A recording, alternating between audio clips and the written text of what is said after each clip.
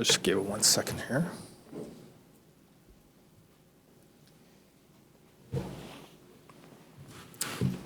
Good evening, everyone. First of all, I want to say thank you for your patience today. I know it was a very short order for calling this press conference today. We have one matter to discuss today in relevance to a critical incident which occurred earlier today.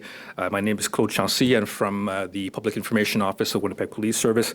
Today I have Superintendent Jean Bowers with me and Acting Chief Art Standard who will be answering any questions you may have afterwards. Keep in mind this is an investigation that is ongoing to the IIU, so we will be limited in the information we can provide.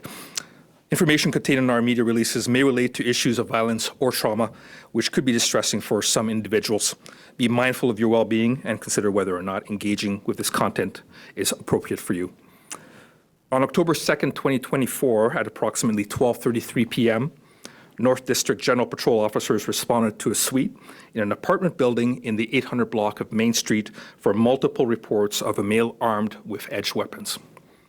Officers attended and were met by an armed male in a hallway of the building, resulting in a use of force encounter, which included the deployment of a conducted energy weapon, a taser, and a discharge of firearm.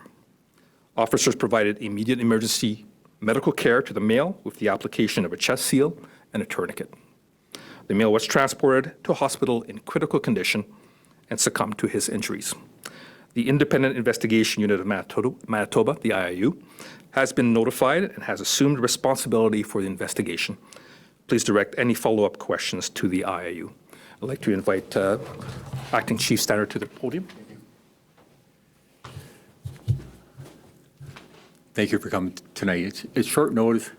It's a difficult day for us, but we are very committed to getting the facts out to the public leading up to the use of force encounter. We do this as we want to be transparent, but it becomes frustration for you because you want to ask a whole bunch of questions after the use of force encounter. I can't talk about that, and I won't talk about that.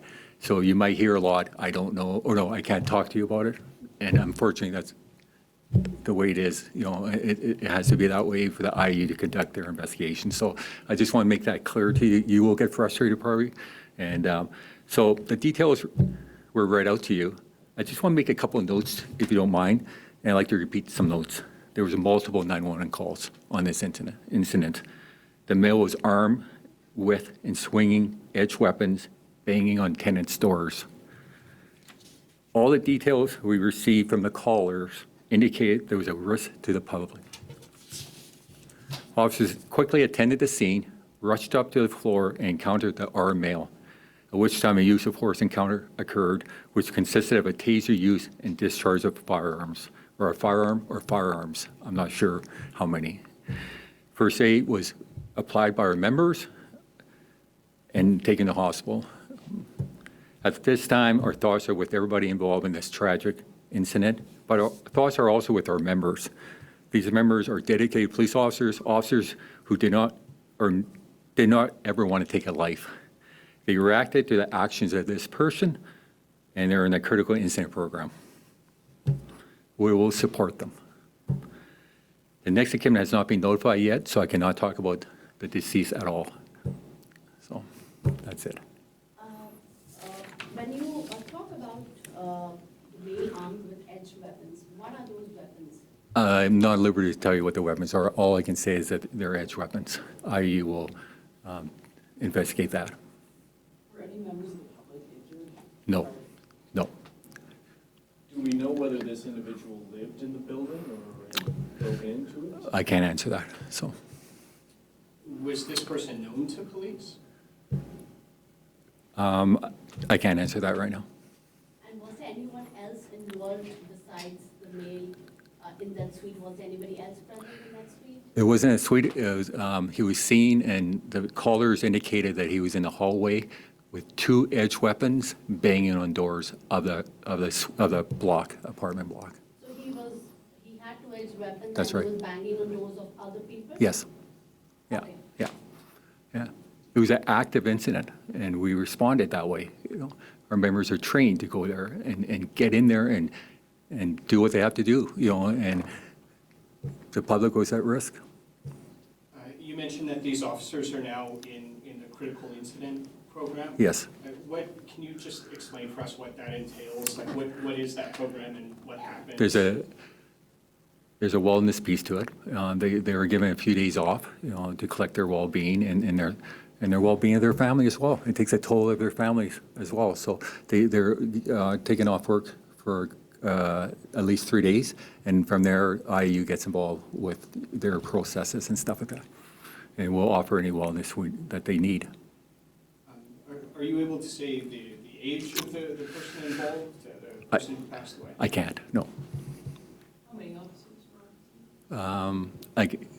I can say 3. And is this a case where, I know you mentioned that a taser was deployed. Is this a case where that tool didn't work or wasn't functional, or? I'm not sure. Yeah. I can't talk about what happened in the hallway. That's up to IU to investigate. And they will. We'll support them, we'll assist them every way possible. You mentioned that hosting this press conference is in the, in the mind of transparency, right? Getting this out quickly. That's right. To the public. Within hours of this incident happening. Can you just speak a little bit about that decision to have it happen so quickly afterward? Because I think one thing we heard from the media and one thing we heard from the public, they want transparency. They want us to get the facts out as soon as possible. If we don't get them out right now, we won't get them out to the papers till next print, the next day. The media is the next day. And, we need to get our details out as fast as we can. We owe it to the media and we owe it to the public. So we do the best we can. There's frustration, though, because we can't say much. And I know you walk away with some frustration, and I can't help that. It's just the way the process works, and we have to respect the IU process. That's really important, because they have a job to do here. Couple more questions? Thank you for coming on. Thank you.